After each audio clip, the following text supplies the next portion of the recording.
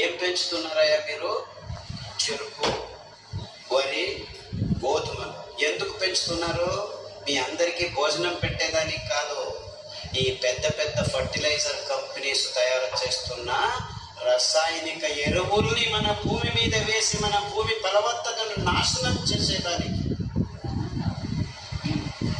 ఆ విధంగా నాశనం చెందుతున్న భూముల్లో పెరిగిన ఈ వరి, గోధుమ, చక్కెర మన ప్రజల నోట్లలోకి వెళుతూ లేనిపోని రోగాల్ని సృష్టిస్తూ ఉంటే ఈ విజ్ఞానులు, ఈ విశ్వవిద్యాలయాలు, ఈ డాక్టర్లు, నీకు డయాబెటీస్ వచ్చిందా?